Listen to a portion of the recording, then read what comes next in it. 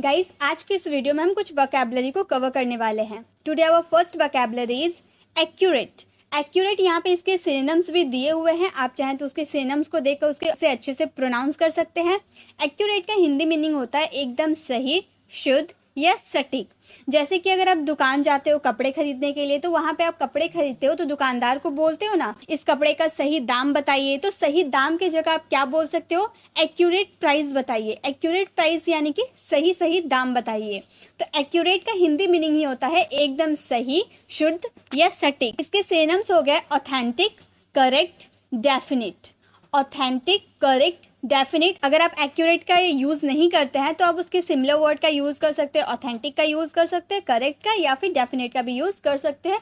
तीनों का मतलब ही होता है एकदम सही, शुद्ध या सटीक।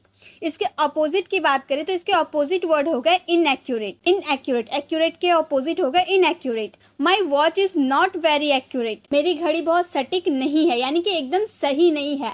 My watch is not very accurate. तो एक्यूरेट की जगह आप क्या यूज कर सकते हो? Authentic, my watch is not very authentic, या फिर my watch is not very correct, my watch is not very definite. इसका भी यूज कर सकते हो अपनी सेंटेंसेज में। इन वर्ड्स का यूज आप अपनी डे टू डे कॉन्वर्सेशन में कर सकते हो। इसके लिए आपको प्रॉपर इंग्लिश की जरूरत नहीं है। आप दुकान में जाकर एक्यूरेट प्राइस का भी यूज कर सकते हो। जरूरी नहीं कि आपको पूरा सेंटेंस, इंग्लिश वाले पूरे सेंटेंस को बनाना होगा। आप बस इन वर्ड्स का भी यूज करके अपनी इंग्लिश को काफी इनहेंस कर सकते हैं। Next word is will power. Will power का मतलब होता है इच्छा शक्ति, संकल्प शक्ति या मनोबल। विल पावर यानी कि इच्छा शक्ति, संकल्प शक्ति या मनोबल। इसके सिनोनिम्स हो गए firmness, greed, self discipline. Opposite होगा वीकनेस। विल पावर के अपोजिट हो गए weakness. I don't have the will power to exercise. मेरे पास व्यायाम करने की इच्छा शक्ति नहीं है, यानी कि मनोबल नहीं है, मेरे में इतनी शक्ति नहीं है कि मैं एक्सरसाइज कर सकूं। तो मेरे पास एक्सरसाइज करने की इच्छा शक्ति नहीं है, मनोबल नहीं है, तो मैं बोल सकती हूँ I don't have the will power to exercise. तो विल पावर का मतलब हो गया इच्छा शक्ति, संकल्प शक्ति या मनोबल। Next word is arrogant. Arrogant का यूज तो बहुत ही ज्यादा होता है, काफी कॉमन भी है। एरोगेंट का मतलब होता है अभिमानी, अहंकारी या घमंडी। किसी को हमें घमंडी बोला कि तुम बहुत घमंडी हो, यू आर सो एरोगेंट। इस तरह से भी हम एरोगेंट का यूज कर सकते हैं। इसके सिनोनिम्स हो गए bossy, haughty, imperious. Bossy, haughty, imperious. इसके ऑपोजिट हो गए हम्बल। एरोगेंट के ऑपोजिट हो गए humble. He is so arrogant, वो बहुत घमंडी है। ही इज सो एरोगेंट, वो बहुत घमंडी है। तो एरोगेंट का हिंदी मीनिंग हो गया अभिमानी, अहंकारी या फिर घमंडी। नेक्स्ट वर्ड इज गोल। गोल का मतलब होता है लक्ष्य, उद्देश्य। आप इंग्लिश सीख रहे हो, कोई ना कोई गोल तो होगा, तो गोल का मतलब ही हो गया लक्ष्य या उद्देश्य। इसके सिनोनिम्स हो गए एम्बिशन, टारगेट, इंटेंशन। गोल के सिनोनिम्स हो गए, सिमिलर वर्ड्स हो गए एम्बिशन, टारगेट, इंटेंशन। इसके ऑपोजिट हो गए बिगिनिंग। गोल के ऑपोजिट हो गए beginning. My ultimate goal in life is to get successful. जीवन का मेरा अंतिम लक्ष्य सफल होना है। My ultimate goal in life is to get successful. तो गोल का मतलब हो गया लक्ष्य या फिर उद्देश्य। Next word is concern. Concern का मतलब होता है चिंता करना या फिर चिंतित होना। किसी बात को लेकर बहुत चिंता करना यानी कि कंसर्न करना। सिनोनिम्स हो गए केयर, रिगार्ड, हीड। कंसर्न के सिनोनिम्स हो गए केयर, रिगार्ड, हीड। इसके ऑपोजिट हो गए डिसरिगार्ड। कंसर्न के ऑपोजिट हो गए disregard. He was concern about her health. वह उसके स्वास्थ्य के बारे में चिंतित था। वह उसके स्वास्थ्य के बारे में चिंतित था। He was concerned about her health। Concern का मतलब ही हो गया चिंता करना या फिर चिंतित होना। Next word is opportunity. Opportunity का हिंदी मीनिंग होता है अवसर या फिर मौका। मतलब कोई भी काम करने के लिए आपको अपॉर्चुनिटी मिलती है ना, मौका मिलता है, अवसर मिलता है। मुझे वहां जाने की अपॉर्चुनिटी मिली, तो अपॉर्चुनिटी का मतलब अवसर मिला, मौका मिला। उसके सिनोनिम्स हो गए convenience, event, moment. Convenience, event या फिर मोमेंट। अपोजिट हो गए क्लोजर। अपॉर्चुनिटी के अपोजिट हो गए closure. We are waiting for the right opportunity. हम सही मौके का इंतजार कर रहे हैं। We are waiting for the right opportunity. तो अपॉर्चुनिटी का मतलब हो गया अवसर या फिर मौका। Next word is greedy. Greedy का हिंदी मीनिंग होता है लालची। ग्रीडी यानी कि लालची। He is the greedy man, वो बहुत लालची इंसान है। यू आर वेरी ग्रीडी, तुम बहुत ज्यादा लालची हो। तो ग्रीडी का मतलब हो गया लालची। सिनोनिम्स हो गए ईगर, हंग्री, इम्पेशेंट। ग्रीडी के सिनोनिम्स हो गए ईगर, हंग्री, इम्पेशेंट। ऑपोजिट हो गए एक्स्ट्रावेगेंट। ग्रीडी के ऑपोजिट हो गए एक्स्ट्रावेगेंट। डोंट बी ग्रीडी, लालची मत बनो। डोंट बी ग्रीडी, लालची मत बनो। तो जब भी आपको लालची वर्ड का यूज करना होगा तो उसकी जगह आप ग्रीडी का यूज कर सकते हो कि ग्रीडी मत बनो, don't be so greedy. Next word is ascent. Ascent का मतलब होता है उच्चारण या फिर स्वर। जो आप बोलते हो ना, स्वर जो निकलता है, जो उच्चारण हम लोग का निकलता है, तो उसे हम एसेंट बोलते हैं। सिनोनिम्स हो गए significance, stress, weight. Significance, stress, weight. और अपोजिट हो गए triviality. He speaks with a southern accent. वह दक्षिणी उच्चारण के साथ बोलता है। तो एसेंट का मतलब हो गया उच्चारण या स्वर। Next word is irritate. Irritate का मतलब होता है चिढ़ाना, तंग करना या फिर छेड़ना। इरिटेट यानी कि चिढ़ाना, तंग करना या छेड़ना। सिनोनिम्स हो गए एग्रवेट, अनॉय, बॉदर। इरिटेट के सिनोनिम्स हो गए एग्रवेट, अनॉय, बॉदर। अपोजिट हो गए इलिविएट। इरिटेट के ऑपोजिट हो गए alleviate. Within 5 minutes he started to irritate me. 5 minute के अंदर ही उसने मुझे परेशान करना शुरू कर दिया। विद इन 5 मिनट्स यानी कि 5 मिनट के अंदर ही स्टार्टेड टू इरिटेट मी, उसने मुझे परेशान करना शुरू कर दिया। तो जब भी आपको परेशान वर्ड का यूज करना होगा, परेशान, चिढ़ाना, तंग करना, छेड़ना, तो उसके जगह आप इरिटेट का यूज कर सकते हो या फिर एग्रीवेट का यूज कर सकते हो, अनॉय का यूज कर सकते हो या बॉदर का यूज कर सकते हो। तो ये आप किसी का भी यूज कर सकते हो। गाइज, अगर आपको वीडियो अच्छी लग रही है तो प्लीज वीडियो को लाइक करें और इसे ज्यादा से ज्यादा लोगों को शेयर भी करें। गाइज, एक वर्ड मैं आप लोगों के लिए देती हूँ, एडिबल। एडिबल को हिंदी में क्या बोलते हैं? और एडिबल से रिलेटेड एक सेंटेंस फ्रेम करके इसका आंसर आपको कमेंट बॉक्स में जरूर करना है। Next word is unexpected. Unexpected means अप्रत्याशित, अचानक या आकस्मिक, यानी कि जो सडनली हो जाता है, आपने ऐसा सोचा भी नहीं है कि ऐसा होने वाला है, अब वो अचानक आपके साथ हो जाता है, तो उस सिचुएशन में आप अनएक्सपेक्टेड का यूज कर सकते हो कि आपने वो सोचा नहीं है लेकिन अचानक वो घटना आपके साथ हो गया। तो अनएक्सपेक्टेड यानी कि अप्रत्याशित, अचानक या आकस्मिक। सिनोनिम्स हो गए अब्रुप्ट, एक्सीडेंटल, अमेजिंग। अनएक्सपेक्टेड का सिनोनिम्स हो गए अब्रुप्ट, एक्सीडेंटल, अमेजिंग। और इसका ऑपोजिट हो गए डेलिब्रेट। अनएक्सपेक्टेड के ऑपोजिट हो गए deliberate.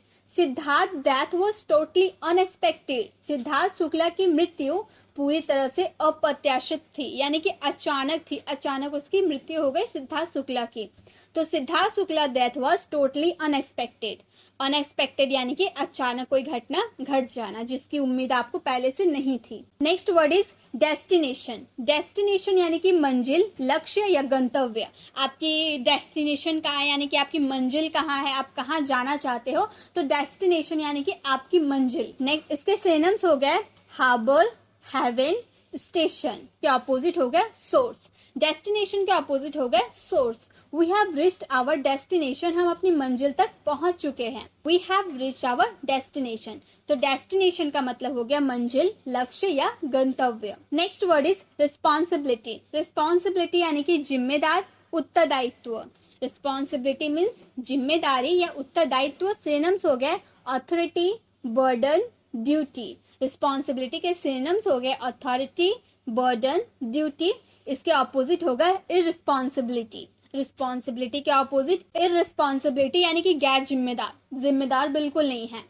He has no sense of responsibility. उसे जिम्मेदारी का कोई समझ नहीं है, यानी कि वो गैर जिम्मेदार है। He has no sense of responsibility. उसमें जिम्मेदारी की कोई समझ नहीं है। समझ के लिए हम लोगों ने यहाँ पर सेंस का यूज किए हैं। Next word is allow. Allow का हिंदी मीनिंग होता है अनुमति देना या फिर आज्ञा देना। अलाउ मीन्स अनुमति देना या आज्ञा देना। सिनोनिम्स ये हो गए ग्रांट, कंसीड, कन्फेस। अलाउ के सिनोनिम्स हो गए ग्रांट, कंसीड, कन्फेस। ऑपोजिट हो गया फॉरबिड। अलाउ के ऑपोजिट हो गए forbid. Her parents won't allow her to stay out late. उसके माता पिता उसे देर से बाहर रहने की अनुमति नहीं देंगे। Her parents won't allow her to stay out late. यहाँ पर विल नॉट का कॉन्ट्रैक्शन वॉन्ट का यूज किए हैं, ठीक है। यहाँ फ्यूचर की बात कर रहे थे ना, और नेगेटिव सेंटेंस भी था, इसलिए विल नॉट का कॉन्ट्रैक्शन हमारा वॉन्ट हो गया।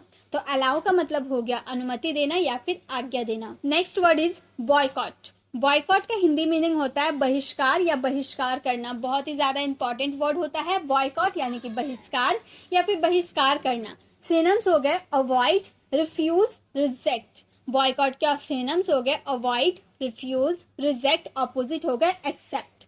बॉयकॉट के ऑपोजिट हो गए accept. We have boycotted the Chinese product, हमने चीनी उत्पादों का बहिष्कार कर दिया। We have boycotted the Chinese products, तो बॉयकॉट का मतलब हो गया बहिष्कार या बहिष्कार करना। Next word is burden. Burden का मतलब होता है बोझ, भार या बोझ लादना।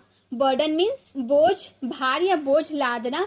सिनोनिम्स हो गए लोड, ड्यूटी, रिस्पॉन्सिबिलिटी। बर्डन के सिनोनिम्स हो गए लोड, ड्यूटी, रिस्पॉन्सिबिलिटी। ऑपोजिट हो गए ईज, बर्डन के ऑपोजिट हो गए ईज।